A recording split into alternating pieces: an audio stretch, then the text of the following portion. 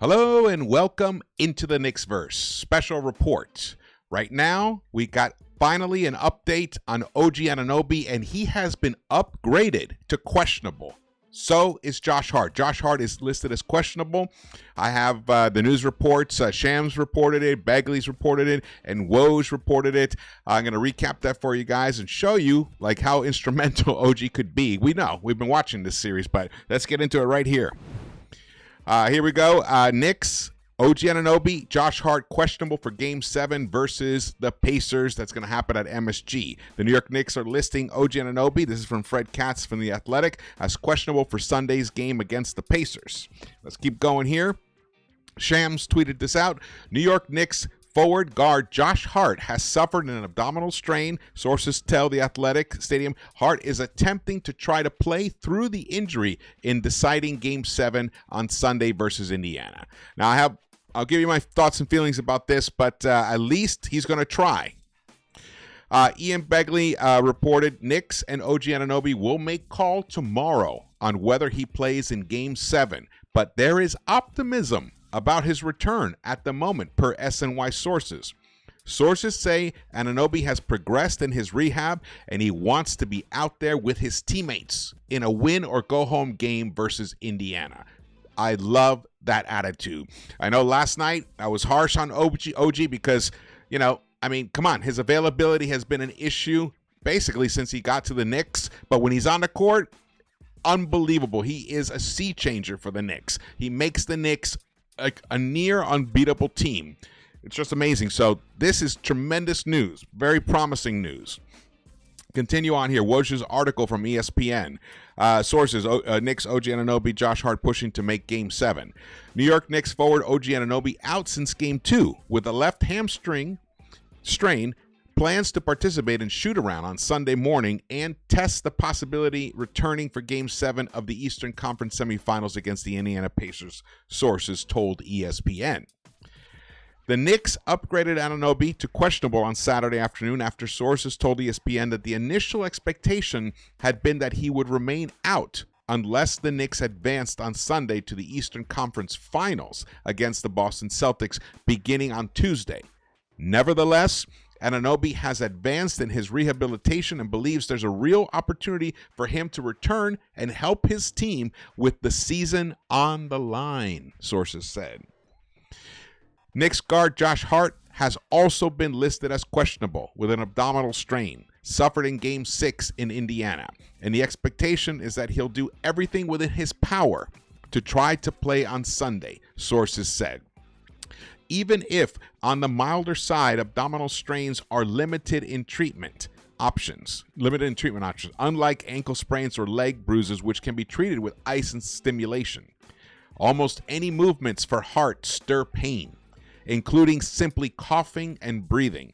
There's no escaping the pain, which is something that can be avoided with other parts of the body. So it's going to be a matter of whether Josh Hart can endure the pain. When your core is not right, it's very hard to really be effective.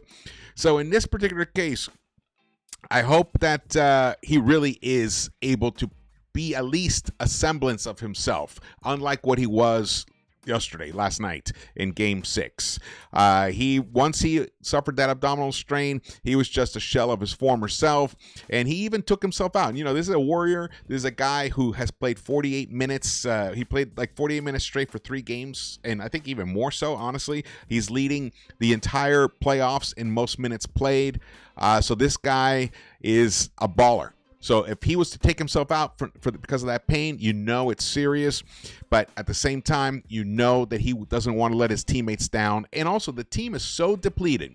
Missing Julius Randle, missing Mitchell Robinson, missing Bojan Bogdanovic. Those are 3 key players of this members of the rotation. So there's only so much depth you can have on an NBA roster, and the Knicks have nowhere else to go at this point. So this is promising news. However, I'm more excited about OG playing than Josh Hart because I know what those pains are, man, in the stomach. It's tough to basically gut through the pain, the agony, unless you take some major painkillers right before you get out on the court. But then you do risk the possibility of straining it further. So that's a really touchy situation. But you know what? If he can get out there and give us, maybe 20 minutes of play, of he just does all he can. He gets shot up on some painkillers, goes out there for 20 minutes. I'll take that. If he can be somewhat effective, grab some rebounds. But OG Anunoby being able to play is huge news, guys. Huge news, guys. I mean, this guy was so incredible. First of all, he was having probably his best game of the playoffs in the game he actually got injured. That was game 2 against the Pacers. In 28 minutes, he had scored 28 points. He was unbelievable. He was shooting 10 of 19 in that game, 52.6%. He was shooting 4 of 7 from the three-point line. We miss his three-point shooting dramatically because Pascal Siakam, even though he, quote, does shoot the three, he's just not at the level of OG shooting the three, and also he's actually resisted shooting the three. So we need that. Oh, and his ability to cut like that, create opportunities to create release valves for the drivers like Brunson, like Deuce, like Dante. It's going to change the game completely for us if he's able to get out on the court. And I'll tell you, I have a feeling, knowing what I know about him as a player, I think he's going to do everything he can. I think he is going to play, because I don't think he would. They'd list him as questionable at this point if he hadn't made significant progress in his rehabilitation. He's been getting treatments 2-3 times a day since the injury. He has been doing some light floor work, according to Thibs. So the progression has happened. Look at his nose. He has such a great nose for the ball. Unbelievable nose for the ball. This is going to be a major boost for the Knicks. Also, it's going to help psychologically. It's not necessarily, he's not necessarily going to give us the production he was giving us in game 2, but psychologically it's going to give the other guys a tremendous boost, a lift. They're not going to feel like it's all on them. They're going to now feel like they're supported by their teammates. And who knows, maybe OG comes out, maybe OG puts up 20 points, which would be fantastic. The guy is a special player. The only issue with him has always been availability. He's just incredibly injury prone. And yes, it's some weird injuries here and there, but the reality is, just as a Knick alone, when he came to this team on January 1st, he's been injured 2 significant injuries twice. He missed half of the time with the Knicks in the regular season, and then he was able to play through the first round. Then he can't even get through game 2 in the conference semis without pulling up with a busted hammy. So luckily, it's maybe it wasn't a tear. They said it was just a strain. So that is very, very encouraging. I think. If I was going to prognosticate, I would say there's an 80% chance at this point that OG will play. With Josh Hart, it's probably more like 50% chance that he'll play effectively. Let's put it that way. I think he's going to do everything he can to play.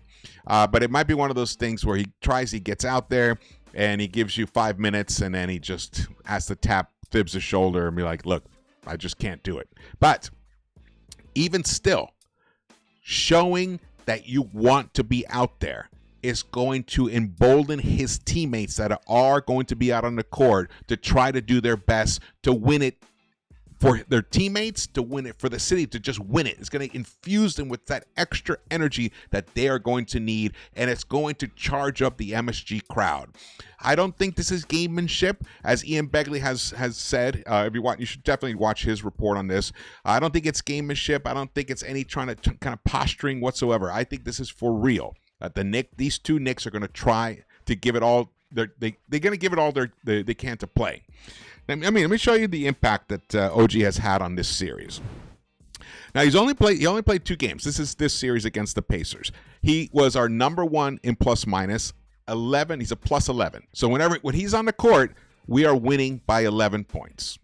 That's just the way it goes right there. He was averaging 20.5 points per game, shooting 50% from the 3-point line on 7 attempts.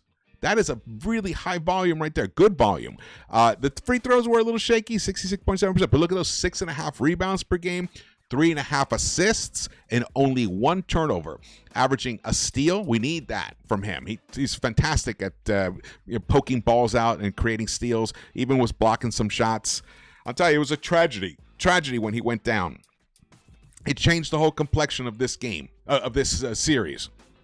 We would have won that game 3. Nembhard would not have had that chance to hit that lucky shot, and this series would be over by now. But let me show you something else. But look at the way the other guys were.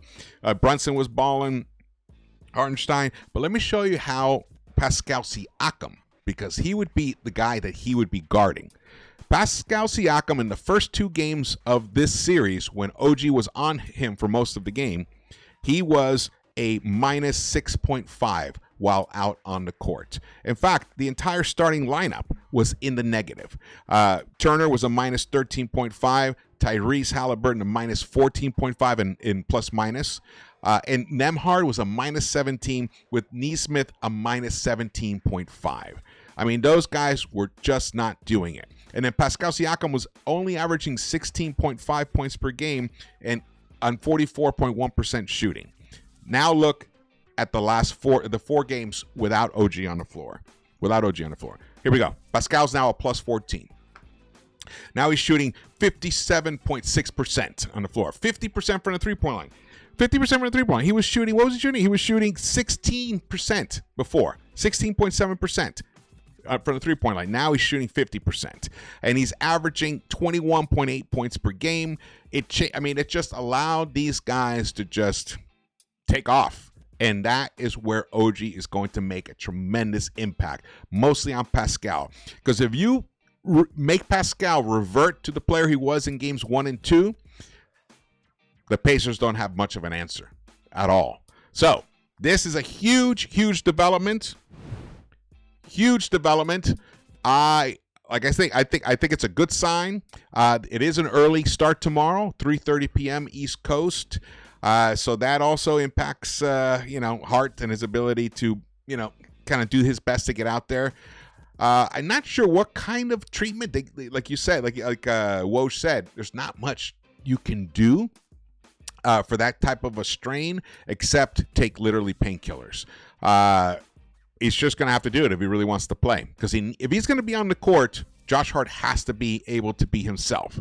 But OG Anunoby, I'll tell you, if he is ready to go, he will be ready to go. And we know what he's like. We know what he's like when he's on the court. So this is fantastic news, at least a development.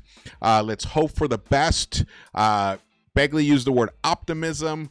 I love that because it's making me feel very optimistic about Knicks' chances of advancing beyond the conference semifinals and facing the Boston Celtics in the Eastern Conference Finals. All right. Thank you so much for watching this. Again, my name is George. Please subscribe to the channel. Share this video. Please hit the thumbs up button for me and drop your comments. Definitely want to hear your thoughts and feelings about all this. And follow me on Twitter, guys.